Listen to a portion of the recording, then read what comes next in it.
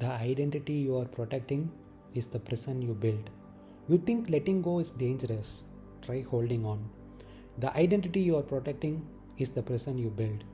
Identity feels like strength, but what is identity really? It is a collection of conclusions. I am disciplined, I am ambitious, I am spiritual, I am attractive, I am intelligent, I am this kind of man. The moment you conclude something about yourself, you must now protect it. That protection creates prison bars. Because now you cannot fail, it threatens identity. You cannot look foolish, it threatens identity. You cannot change direction easily, it threatens identity. You cannot be ordinary, again, it threatens identity. You must constantly behave in ways that maintain the character. You think you are expressing yourself, you are actually performing yourself. That performance is the prison. The stronger the identity, the smaller your freedom. You think letting go is dangerous, try holding on. The ego says, if I let go of my identity, I will become nothing. But look carefully, what was holding on required? Anxiety about reputation, comparison, jealousy, fear of regression, fear of loss, fear of irrelevance. Holding on is exhausting. Letting go feels like death because the ego equates identity with existence. But what if the real danger is this? You live your entire life defending an image instead of discovering truth. Holding on costs peace, spontaneity, adaptability, silence, freedom. You become heavy. Letting go feels like falling. Holding on is slow suffocation. The subtle trap, especially for you. There is a sophisticated version of ego. I am someone who understands ego. That too is identity. I am becoming powerful. Identity. I am detached. Identity. The mind rebuilds itself in more refined forms. So, my attack is simple. Anything you feel the need to protect psychologically, that is the cage. The mic drop inside. The prison is not society, not money, not other people. It is the self image you cannot afford to lose. If tomorrow you lost your physique, your status, your admiration, your story, would you collapse internally? If yes, that attachment is the prison. This is not about becoming passive or average. It is about acting without the burden of me. There is a way of functioning without constantly referring back to identity. That state is light, very light, and terrifying to the ego. Now, let me ask you something directly. When you imagine losing the identity you are building right now, what is the first fear that arises? That fear is exactly what I am pointing at. The prison is the self image you cannot afford to lose. Notice the key phrase cannot afford. Why can't you afford to lose it? Because your internal stability depends on it. That dependence is the prison. Imagine this carefully. Tomorrow morning, your physique is gone, your status disappears, people stop admiring you, the story you tell about yourself becomes irrelevant. Now pause. What happens inside? Not what you think should happen, what actually happens. If there is anxiety, it means your peace was rented. If there is anger, it means your identity was your armor. If there is shame, it means your worth was externally constructed. If there is emptiness, it means your self-image was your fuel. That reaction reveals the cage. Why this is a prison? A prison is anything that controls you. If losing admiration destabilizes you, admiration controls you. If losing physique destabilizes you, physique controls you. If losing status destabilizes you, status controls you. Control is prison. It's subtle because the bars are golden. You don't feel trapped, you feel powerful. Until something threatens it, then fear appears. And fear is the alarm bell of attachment, the hidden cost of becoming.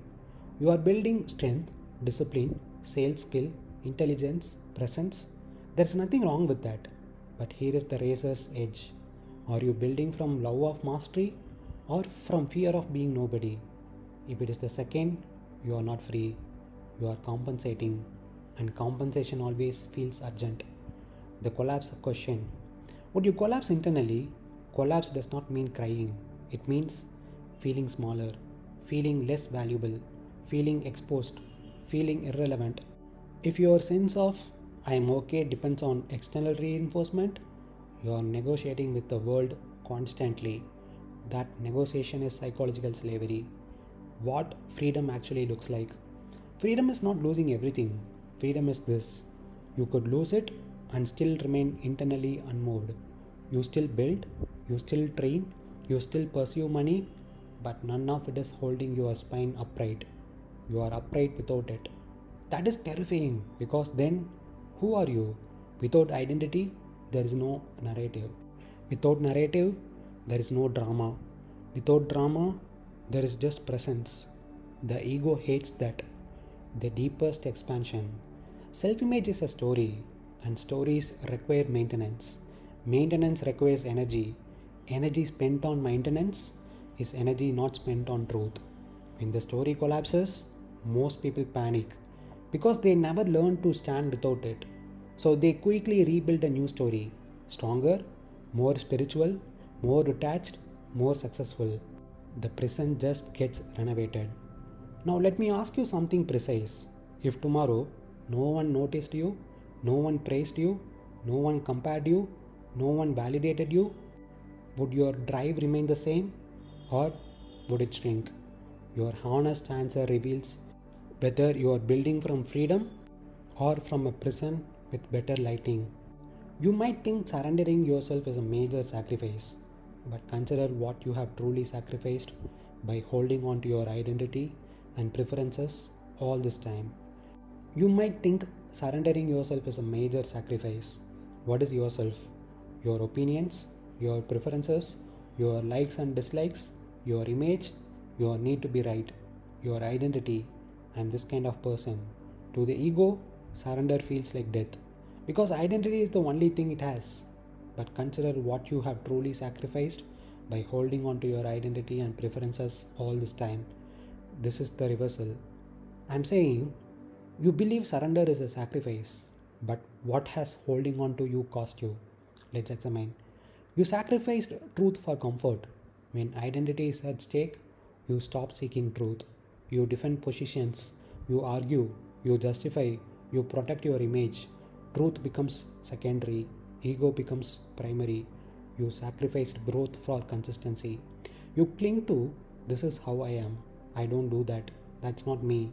So you don't evolve. You stay predictable, safe, limited. You sacrificed peace for preference. Preference creates friction. I prefer this. I don't like that. This shouldn't happen. Now life becomes a constant negotiation. Peace disappears. You sacrificed freedom for control. Identity requires maintenance. You must protect it, defend it, reinforce it, display it. That is exhausting. You call it being yourself, but it is maintenance of a prison. What does surrender actually mean here? Not becoming passive, not becoming weak, not becoming a monk. It means letting go of psychological attachment to being right, being seen a certain way, having fixed preferences, needing to preserve a self image. It means acting without the burden of me. Why this hits you specifically? You often speak about ego from gym progress, identity from status, image in sales, emotional attachment. You are building, becoming, improving. But the subtle trap is this: you may be building a more sophisticated ego. So, my question is brutal. What have you sacrificed in order to maintain this becoming? Peace, silence, clarity, freedom. The real inquiry. If tomorrow you lost your physique, lost your status, lost admiration, lost identity, what remains? If that question scares you, that is exactly what I'm trying to point at. This line is not asking you to drop ambition. It is asking, are you acting from truth or from the need to protect an image? That difference changes everything. So, you are not imprisoned by society, not by money, not by other people.